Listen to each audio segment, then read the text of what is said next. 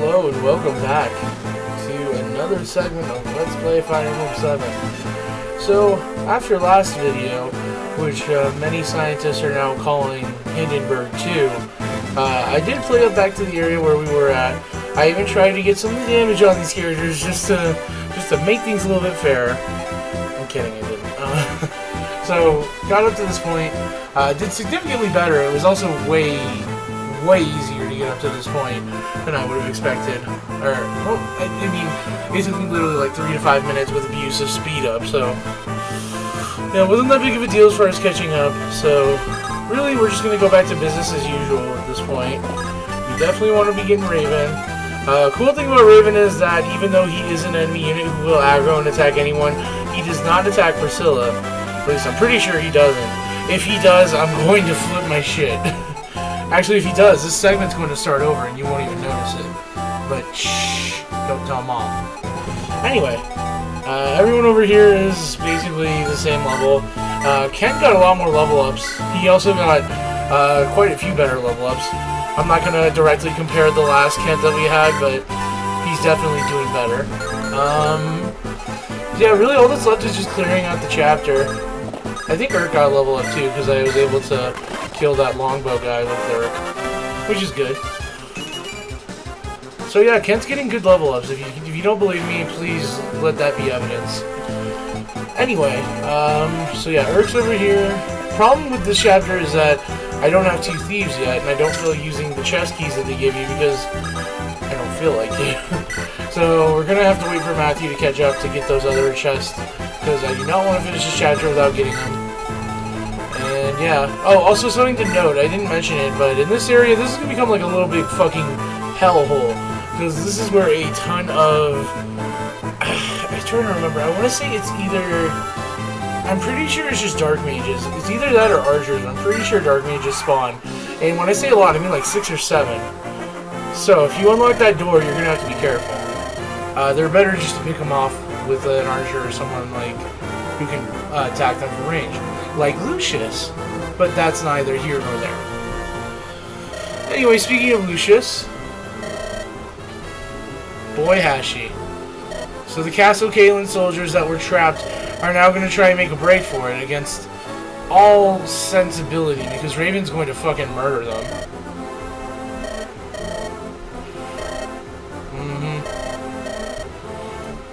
Yeah, so that's a hint that you're not going to be getting Lucius until you get Raven. So, you have to get Raven first. Otherwise, Lucius will literally just stand there the entire chapter. It's kind of ironic, it's sad and pathetic, but oh well. At the very least, this guy gives him some stuff to defend himself. Poor nameless soldier, destined to never have any characterization. Really? Really? This far in? Really? I'm sorry, I didn't think they'd be giving us tutorials anymore. Okay, really, I would have expected you to give us this tutorial when we got Lucius originally. We probably did, in fact, but whatever. Anyway, that's just the basic weapon triangle for magic, which I don't care about right now. In fact, I'm not even going to be using any other magic users besides Sarah and Urk, so why should I give a shit? Well, by that I mean, like, elemental magic. You know what I mean. Whatever. Anyway, more importantly, here's Raven and Priscilla, and we're going to be recruiting them. If you can't tell by their hair color, they are, in fact, related. Always trust the hair color. That's the simple rule of Japanese RPGs. They have a similar hair color. There's some point their parents were related. So yeah, this is a somewhat tearful, well, it's not really tearful, it's more just a tragic reunion. Without really getting into spoilers, the entire relationship between Raven and Priscilla is kind of complex and tragic, I guess is what I'll say.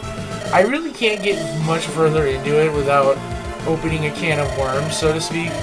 And that's not even to say that I agree with the popular sentiment interpretation of it, but it's kind of a long story. So yeah, if you want to learn about what I'm talking about, feel free to read up on it. Like I said, everyone and their dog has an opinion on the relationship between Raven and Priscilla, and just Raven in general. So I don't buy into it personally, but I mean, that's just me. That's all I'm gonna say, because like I said, I don't want to get into this topic. Anyway, so we do learn that House Cromwell is in fact Priscilla's house and Raven's house, which is once a house of nobility that was eventually taken over by House Ostia.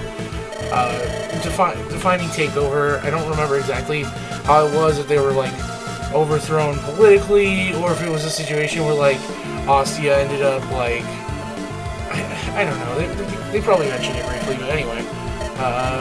So yeah, this dialogue's going on a bit longer than I wanted it to. All said and done, Priscilla and Raven are still good units. I know I mentioned this a million times before, but if you're playing the game for the first time, I heartily recommend using at least one, if not both of them.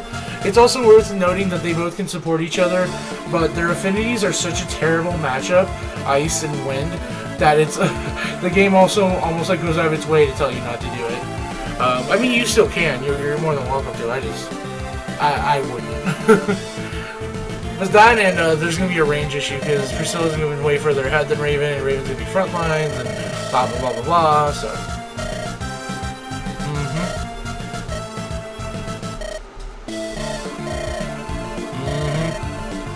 So, her nobility will remain forever a secret. Oh well. Raven. It's weird because Raven doesn't sound like such a weird name, but he sells it, I'll say that. Like, Raymond would be a weirder name for this guy, to be honest, but maybe that's just because I'm used to it. Anyway, so that long conversation aside now, we're done with Priscilla for legitimately the rest of the playthrough. That's why Priscilla ends up being such a good unit. She gets Raven, and then Raven gets you Lucius. And even though Lucius is easily the worst of those three units, it's still getting another unit, so... Because you can't get Lucius without... I just ended the turn. I'm a fucking moron. Whatever, it's not that big a deal. Anyway... So, like I was going to say... you can't get Lucius without Priscilla. These guys normally are more aggressive. They'll just run out here immediately. I think maybe they do it in a later turn.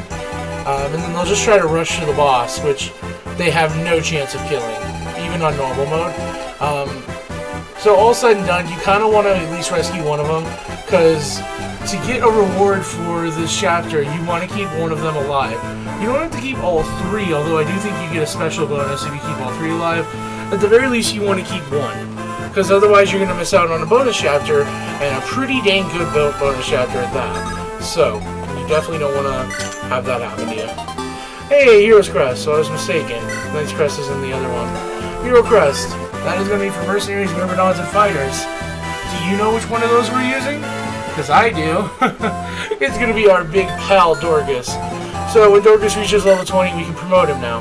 I mean, technically we can promote him now, but I rarely, if ever, promote units before hitting level 20, just because there's no real tactical advantage to it, unless you're pressed for, like, let's say you need a unit to be doing something really, like if you have a really bad setup with your team and you need someone to be really good in a hurry, that would be the only scenario where I would advise it.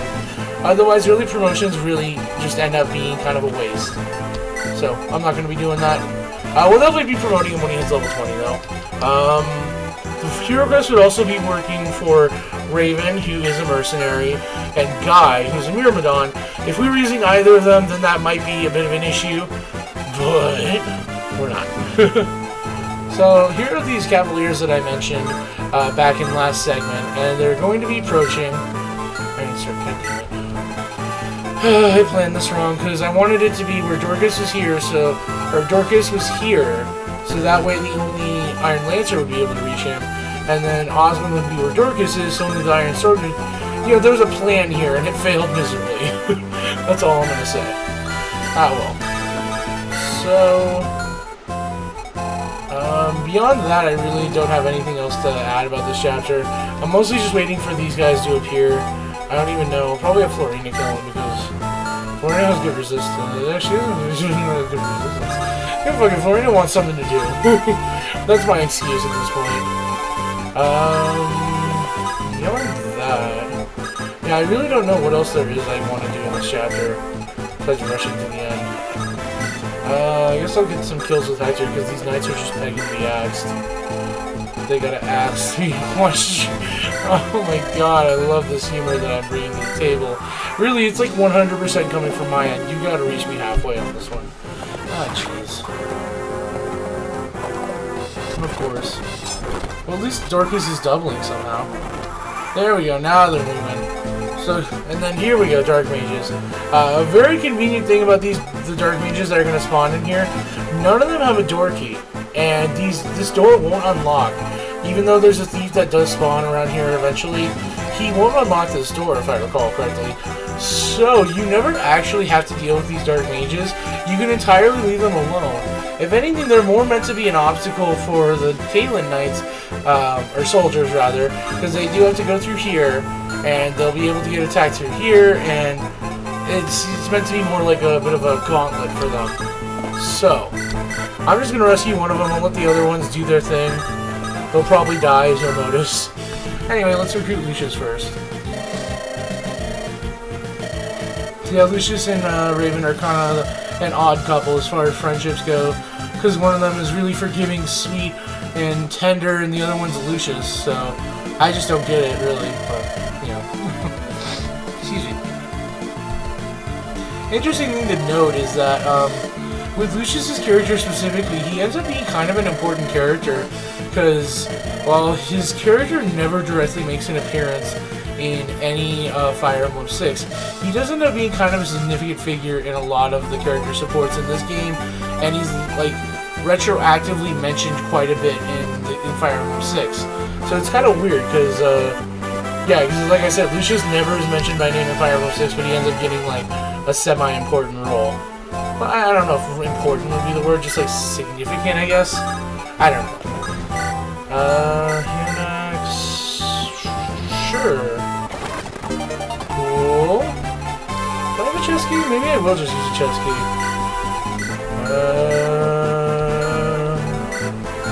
Nope. Okay, well, whatever. Let us move on with our lives. I don't want to use Kent again, but I kind of probably have to. Unlock. I forgot Unlock was in this chapter. So Unlock, yeah, that's a cool staff. Obviously, as the name implies, it'll unlock doors and such for you. It doesn't unlock treasure chests, but either way, it's still going to be convenient because it's... So let's say, hypothetically, we're done with the chapter and we beat all the enemies, but then we have this door left. That means that this door is basically free experience with an unlocked staff for Sarah. If I were being really anal retentive, I would probably have given Sarah the unlocked staff, but man. I mean, it's not like Unlock is giving that much experience in the first place, but it's convenient enough to have, especially if you're not just, like, really either using Matthew or good at planning around using a Matthew type character, so it's worth considering, if nothing else. Oh, excuse me. God dang it. Gosh darn it. Anyway, so, really? What is with these guys and their dodging? Dodge Masters 2013. Anyway, I guess I'll end the turn in early, fuck it. I do not want to have to heal Dorcas. I probably will. Wow, that's kind of disgusting. Wow, Florina does not give a shit. Sorry for the speed up, but I kind of want this to end soon.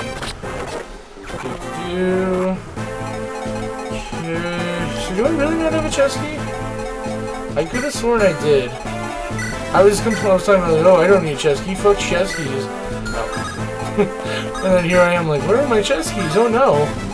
Heavens to Betsy. I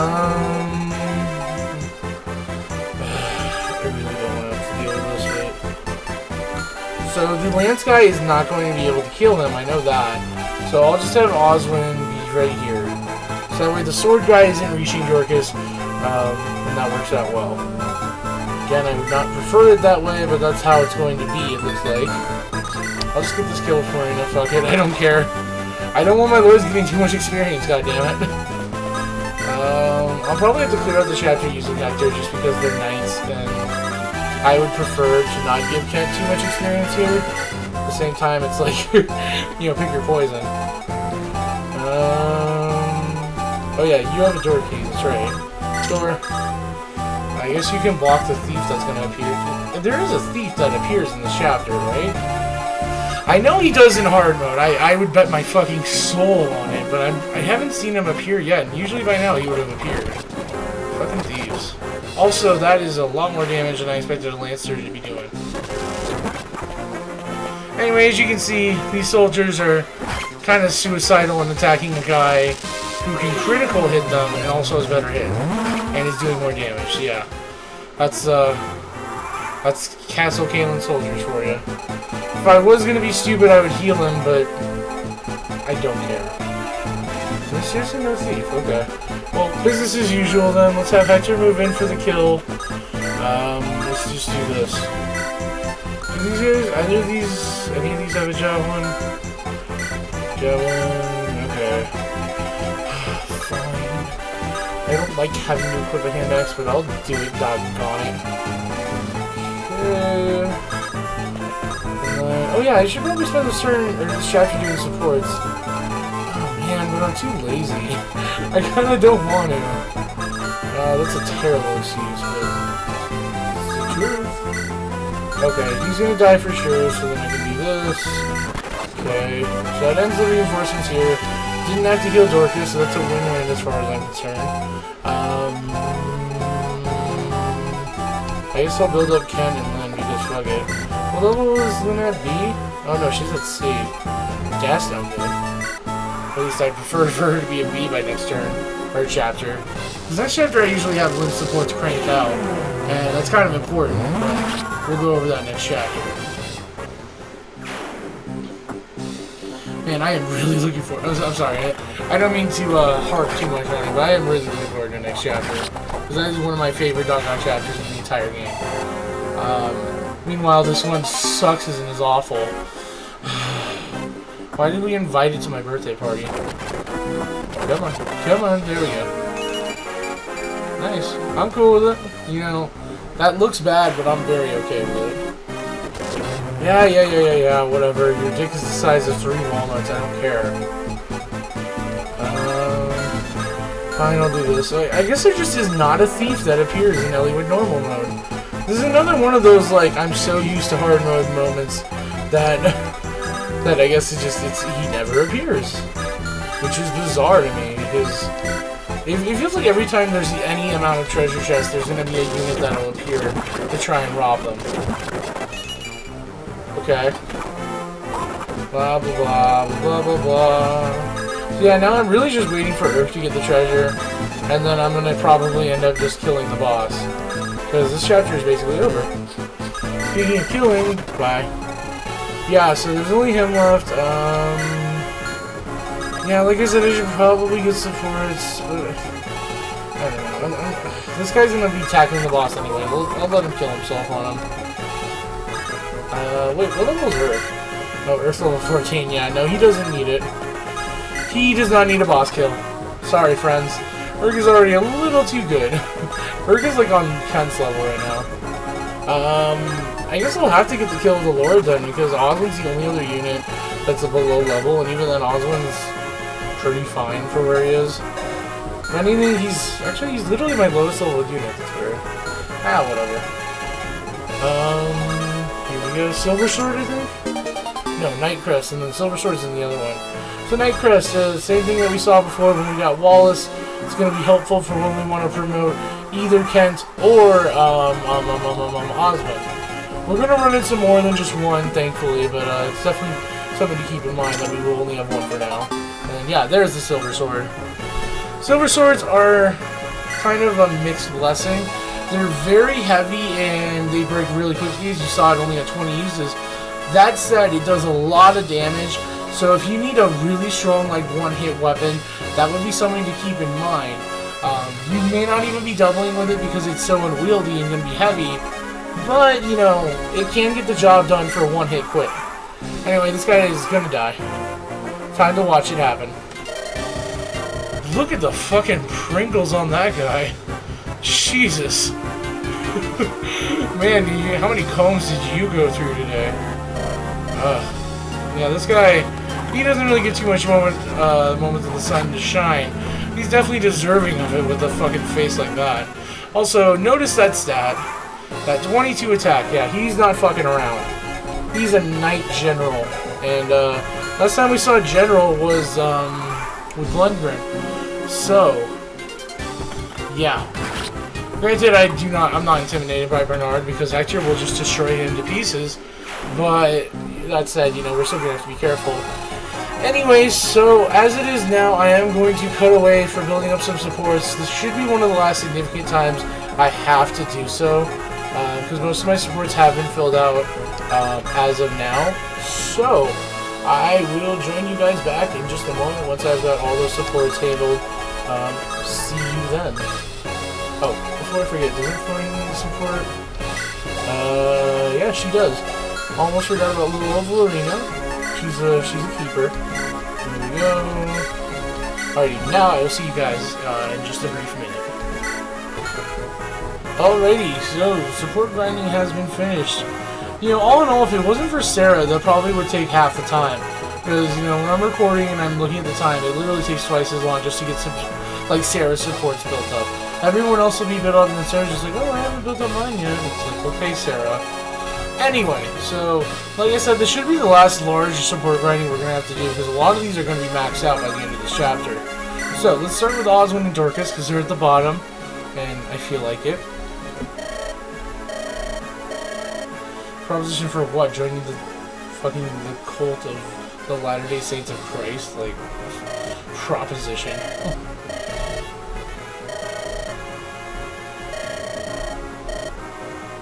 It protects my dick and balls. You don't get to get your dick and balls protected, do you, fucker? My lord and my people, and my family jewels. Am I right, jabroni? Oh, Oswin, you're so awful. You're just the worst knight I've ever used. It is kind of sad, though. I would like Oswin more if he joined at a lower level. But he, not a fan.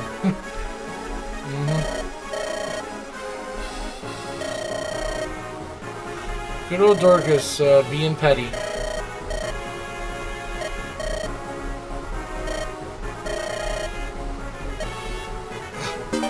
I mean, I understand his characterization, I respect it, it's just, it's kind of a silly distinction. But whatever, I mean, hey. Everyone's gonna have their own choices in life.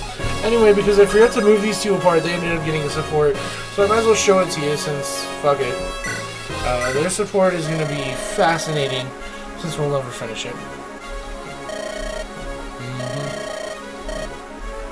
Fucking Lucius's hair, everyone in the game will comment on it, but it looks like it's so fucking like L'Oreal dandruff shampoo ad quality. Oh, I haven't the slightest idea what you mean, hair flip. Yeah, most of their support ends up being about Raven, because Raven's a drama queen and gets all the attention, really. So Raven, as you may have recalled, or may not, does have a severe blood omen, blood grudge, race war against House Ostia, which you never really get to get resolved in this game. I mean, granted, it's implied that he does let go of his grudge eventually with the right coaxing from the right people, like Lucius, but you never really see that play out in this game. I think one of the most missed opportunities in this game, as far as supports go, would be one with Raven and Hector, because that would be fascinating to me. Because you never get to see them ever interact, and it's a huge shame. You don't get to see Raven be like, hey, House Ostia, fuck you, blah blah blah, and you don't get to see Hector be like, hey, who are you, blah blah blah. I mean, it sounds really small and kind of, I don't know, like, I'm not even like saying this is a bad thing so much as it's just like I wish this was in the game. But yeah, like, it would have been a really cool support, because it would have been one of the more adversarial types of conversations. You would have got to see more background regarding the Ostia-Cromwell division. And I don't know. I mean, just Hector and Raven being able to support would be really neat in general. I guess the only problem is that Hector already has like 70,000 support options. so I guess he didn't have room. You know, it's a shame, but I get it. I already like Raiden's support options as they are, because he does have quite a few. And some of them end up being a lot more interesting than you'd expect. Speaking of interesting, I know that you guys are reading every single word of this, so I hate to break it off there, but anyway. So let's move on now back to Sarah, my favorite character in the game. Her and Florina. Remember their daring Sex and the City escapades, where they're trying to get Florina to get her groove back? If you don't, well, I just summarized it for you. Yeah, so Florina's still got her fear of men, which you really would think is a lot more inhibiting in a fucking war zone than it currently is, but hey, you know, maybe it's a social thing. You never know. I certainly don't. Ooh, that's harsh. These bugs. Good old Florina, not even close enough to being haughty enough to say that. Work that puss. This kind of reminds me a bit of, I've never seen Wicked, but I know that one fucking, everyone and their dog knows that one, like, musical bit from it. Like, popular, you gotta be popular. I don't know the rest of the song, thankfully, so you don't have to hear me even do it, but, this is basically what that ends up being. She's trying to teach her to be this person she's not, just to get further ahead with her fears, and, yeah, it's clearly doing more harm than good. Classic Sarah. Sadly, that's the last of that support we're getting. So now, onwards to... Oh, no, we're not healing. Onwards to her support with Urk. We still got a ways to go with this one. Yeah, there's really not much to say. Urk doesn't like Sarah. Sarah is Sarah. Eh?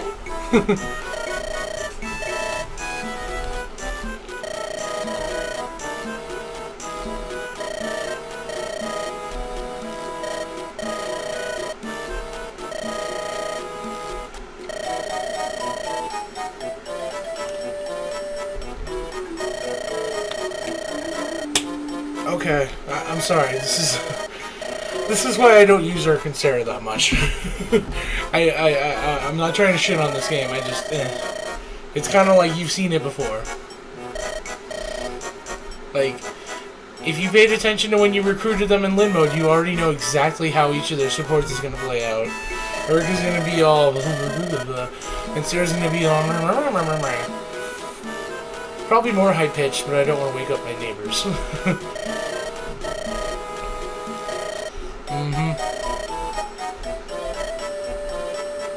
Good old Urk with his compliments. Anywho, moving on now. Yes, we still got supports, and this time it's with the lovely Lucius Lin. Luscious is the word I was going for, but I blame Lucius. Anyway. So, Kent and Lin getting their bodyguard crush on.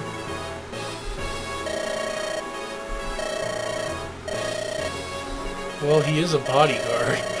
I mean, if he wasn't watching you, you might die.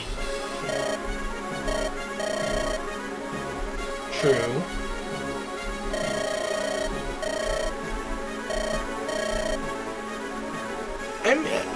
I would kind of disagree, but whatever. I see your point, Lynn. It's kind of like his boss's daughter, and his job is not to let his daughter, or boss's daughter, die. So, I mean, you know, as much as you want to say that, it's kind of his literal job, so...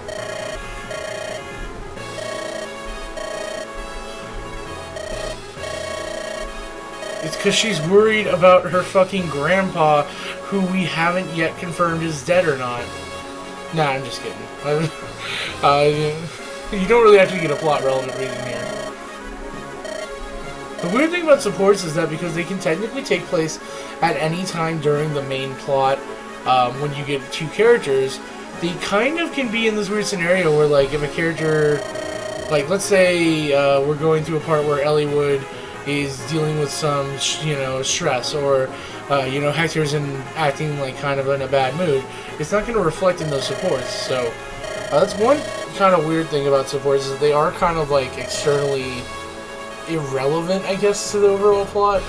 I mean, I don't know how they would really be able to work around it, to be honest. I mean, they did what they could.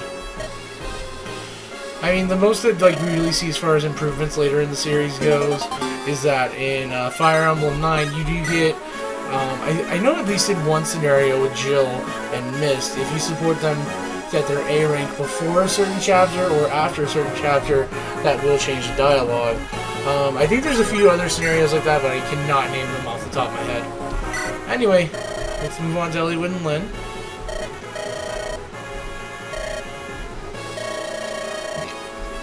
Jeez, Lyn, I didn't know you were such a fucking carpet muncher. I don't know. I wouldn't hold my breath. Have you seen some of the lords around here? I mean, fucking Eric was considered a lord. Oh, you don't know who Eric is? Never mind. You don't want to know. Yeah, no, sorry, Lyn, I hate to say this, but you're going to be the only one who knows how to use the blade.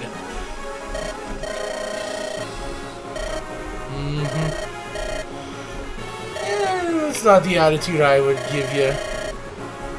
Reisman? Oh, yes, isn't Reisman the one?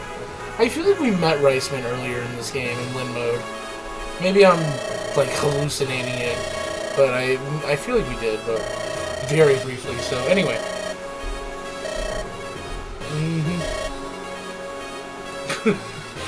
You gotta love this line. Teach me how to be a woman, you man. Good old Eliwood and Lyn. It's kind of funny seeing this dialogue because, never mind. I'm not gonna say why, but forget what I was gonna say.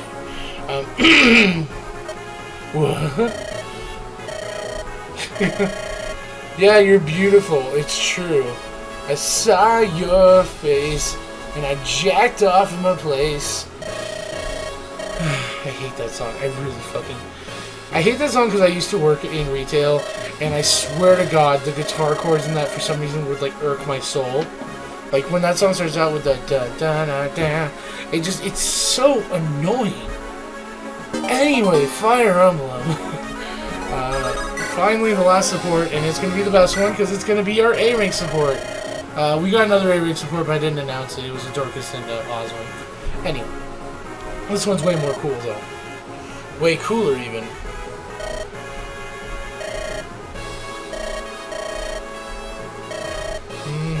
I remember. I was there. You didn't know me, but I was there.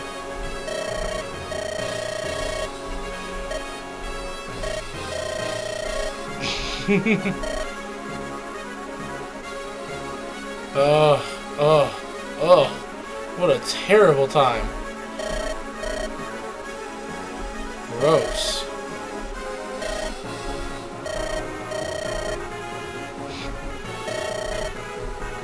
So I guess was Eric a lord then? No, whatever.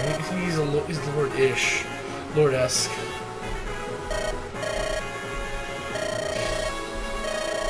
Why wouldn't we be harder on him? He's a fucking douche machine.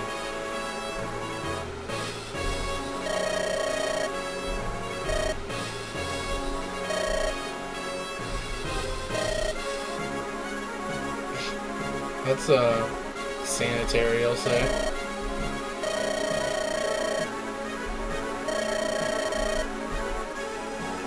So they did do a blood oath.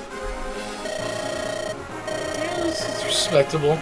It's more reason to like the Eliwood Hector support friendship because they're literal blood brothers. Well, not literal, whatever. Literal in the sense of what blood brothers means informally. Oh no, now I'm just talking myself in a circle. Forgive me.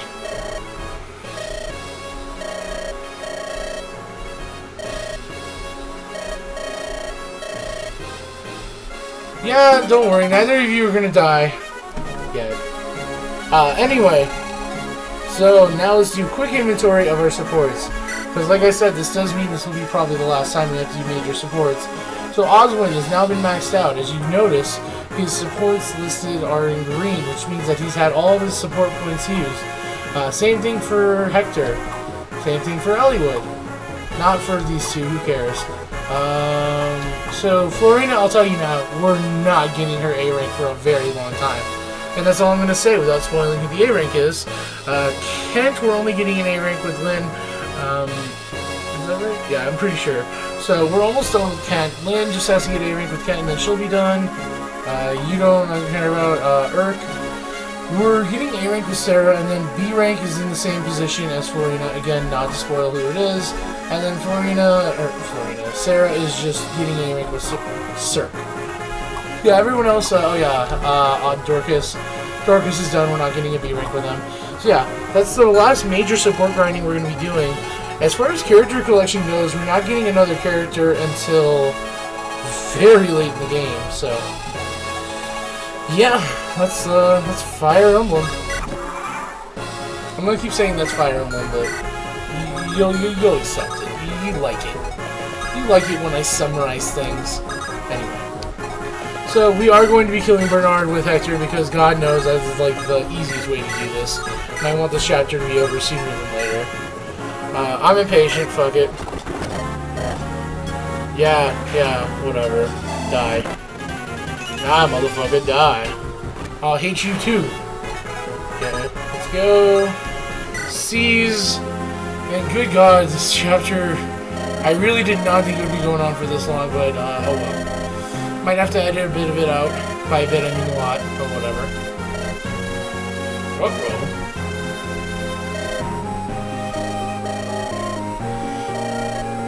Yeah, I mean, you never know. We can still find his body. Dead body. Hey, it's that girl who looks like she belongs in fucking Paramore. It's Layla. If you didn't remember her name, I'll tell you. It's Layla. Don't worry, you don't have to get used to it. Hector knows who Layla is. She's quite the beauty, ain't she? Well, sorry fellas, but she's taken.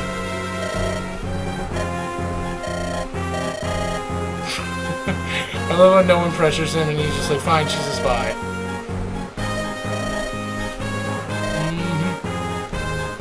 So, remember how what's-his-name told Layla to kill, Hausen? Well, because she's a spy, she's not actually aligned with the Black Fang. She's just a double agent for them. So, she was actually able to save Marcos Kaling, otherwise known as Hausen. So, now Grandpa gets to live, thankfully. Which is lovely. And beyond that, we would get more interactions with her and Lynn, but currently, things are kind of, I'm trying to think of the words here, pressed for time, as far as what options they have. Oh man, there's more dialogue. Shit. Yeah, we're pushing 40 minutes on the segment right now. I'm probably going to be editing out, like, what, 5 minutes at most? So yeah, get ready for a bit of a 40-minute segment coming up, because the chapter's not over yet.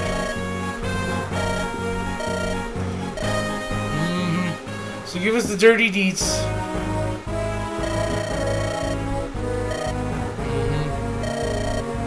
Hey, that's good. I've always loved that reaction because that is basically how it should be. That's good.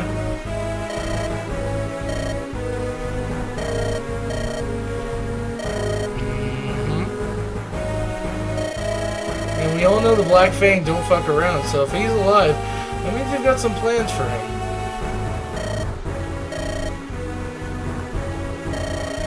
Guild of Assassins by Brendan Reed. Brendan Reed is such a normie name. Like, I feel like that's the name of a kid I went to middle school with. I went to school with a Brendan Reed. Hey Blake, did you bring your recorder for class today? Also, did you do Miss Johnson's social security homework? Clearly that's how out of touch I am with school. Anyway. Yeah, so they used to be good people, and then they stopped being good people.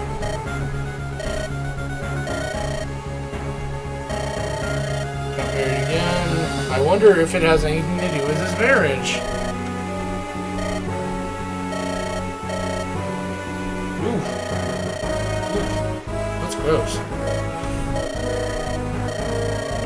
Nurgle? He's that guy that was mentioned at one point that I said we may have to remember the name of. Let's remember his name.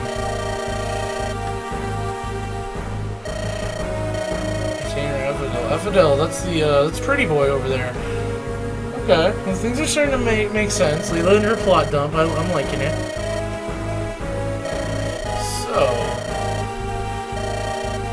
Marquis interviews. Okay, that makes sense. So that's what we found out was Lord Elber, Marquis Ferre. Here we go. This is what we wanted to find out. So she can't say. So, okay, so he's with Marquis Laus currently at the Dragon's Gate. Oh boy. That's intimidating. This is called Dragon's Gate. Isle called Valor off of the southern coast of Lycia. Man, things are just getting heavier and heavier. So, oof, that's ominous. It's like the fucking King Kong Island. Called the Dread Isle, yeah. For all intents and purposes, I'm going to be referring to Valor's Dread Isle, because that's what the game mostly refers to it, but if I ever call it that, I'm referring to that area. So yeah. On the one hand, we did gain some valuable insight and confirmation of everything. On the other hand, we still have some pieces left up in the air on whether Elbert's supporting rebellion, what he's going to be doing with Darren, and more importantly, what are we going to do to get to Dragon's Gate successfully. Your grandpa? That's not really, I doubt that, to be honest. But this is the game's way of explaining Lynn's not leaving your party, which I am more than a fan of, because Lynn is great. I like Lynn. She's cool. She's great. She's fam. Losing a parent, it's an unbearable pain. Something I'd rather you didn't have to feel yet. Oh, Lynn, if only you knew what series we were in. Oh, well. At least Hollywood's not Ike, where he has to literally watch his father die in front of his eyes. That's a heavy moment in that game. And I don't care if I spoiled that for you in Fire Emblem 9. Everyone and their dog knows Ike's dad dies. But whatever.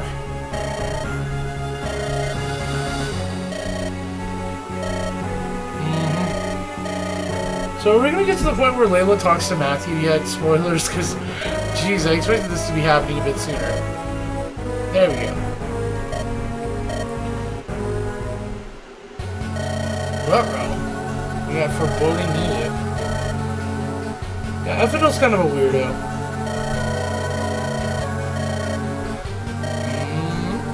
What is it? Ugh. I hate it when people have those contacts. Those are gross. Oh, there's normal eyes. Oh. Anyway, more importantly, here we go. Matthew and Layla. It's been a long time, Matthew. They're gonna, they got like an hour to kill. They can probably sneak in a conjugal visit.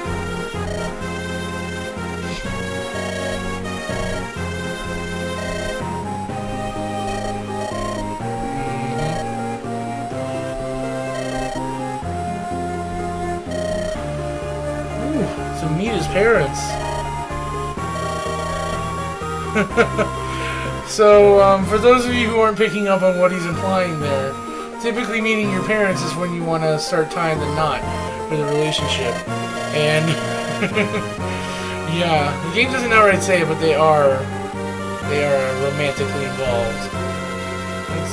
I've always liked that interaction a lot because it's perfectly symphonic, that's the word, symbolic of Matthew's characterization, and it's a nice little moment.